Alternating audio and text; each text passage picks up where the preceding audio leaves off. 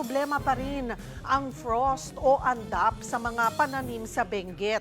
Napakalamig daw kasi ng temperatura doon bunsod ng hanging amihan. Bumagsak sa 9.4 degrees Celsius ang pinakamababang temperatura partikular sa La Trinidad at Atok nitong January 26. Kaugnay niyan, magkakausap po natin si Danilo Dagyo, ang Regional Technical Director for Operations ng DA Cordillera. Magandang tanghali po sa inyo, sir. Magandang tanghali, Ma'am Cheryl.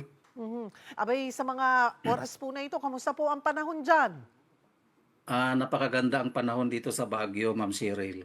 Magandang pampumasyal dito. Oo, so talagang may enjoy po yung lamig. Yes, Ma'am. Oo. Nasa 14 degrees centigrade tayo kaninang umaga dito sa Baguio. Pero pag sa Atok kasi, pag 14 dito, lower siya more or less ng 1 to 2 degrees. So sa Atok mga 9 or nasa 10 siguro. Ay, kailan po ba nagsimulang balutin ng andap yung mga halaman po dyan? At para sa kaalaman po ng lahat, ano po ba ang nangyayari kapag nababalot nga po ng frost yung ating mga gulay o mga halaman po dyan? Ma'am, ang mga pananim kasi pag nabalutan ng frost, ah, pag sumikat na yung araw, umiinit yung tubig doon sa mga dahon ng mga halaman at doon na ano yung mga dahon nila na ano bang tawag dito. Diyan na nagkakaproblema kasi yung dahon ay na Nalal nasisira. Ayun, Diyan nalalanta, mag-uumpisa parang ganun na po. maging damage yung crop natin. Mhm, mhm, mhm. So talaga pong malaking problema ito pong frost or andap. Gaano po kalaki ang pinsalang idinulot po nito? Ma'am, sa ngayon wala tayong na-monitor na nasira na pananim natin sa Benguet.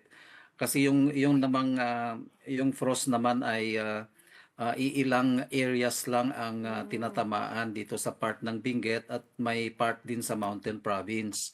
So sa ngayon po ay wala tayong na-monitor na nasira sa ating mga pananim. Mhm. Which is napakagandang balita po niyan para sa ating mga magsasaka. Though, ang sinasabi po kasi ng pag-asa ay extended po yung ating amihan o ito pong malamig na panahon. So, ano po ba ang plano ng local government? May mga intervention po ba na pinaplano or iniisip ang pamahalaan para po matulungan ang ating mga magsasaka na maaapektuhan? Yes, ma'am. Actually, taon-taon naman nating na-experience yung frost dito sa Benguet at sa Mountain Province. So, yung ating mga farmers ay alam na nila ang kanilang ginagawa pag ganitong may occurrence ng frost. Sa Department of Agriculture naman po, every year ay may mga interventions tayo na ibinibigay sa ating mga farmers. So, namimigay po tayo ng mga power sprayers kasi yun po ang ginagamit nila. Pag sa umaga, maagang maaga ay ini-sprayan yung mga pananim na may frost para matanggal yung mga ice crystal sa dahon ng mga pananim.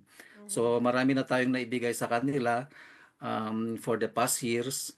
Tapos may mga greenhouses din tayo na naibigay sa mga grupo nila. Yun po ang ating mga interventions. At kung talagang may nasira sa mga pananim, may mga buffer stocks naman tayo ng seeds na ibibigay sa mga affected farmers. Mhm.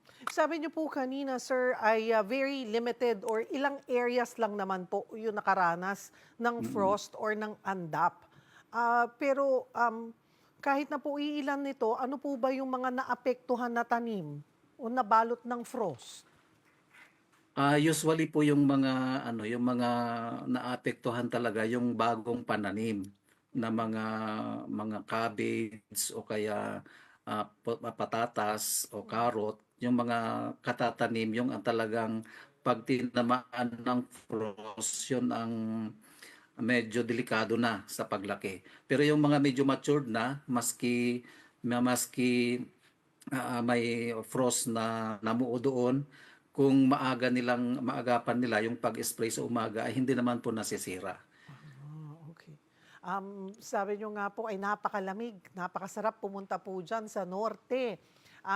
Well, sana nga po ay hindi talaga ma-damage yung ating mga pananim ano, because of the frost. But this is also something na yung mga kababayan natin siguro ay pwedeng samantalahin ano, at i-enjoy yung ganyang klase ng panahon dyan po sa Baguio.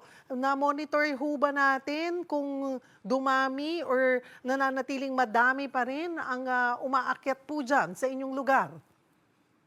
Ay, dumadami ma'am sa ngayon kasi papalapit na yung ating panagbenga. So, Oo. at saka talagang gusto nilang maranasan yung napakalamig na klima natin dito. So, araw-araw po ay dumadami yung mga turista po natin na pumupunta dito. Marami pong salamat sa inyong oras, Danilo Dagyo ng DA Cordillera.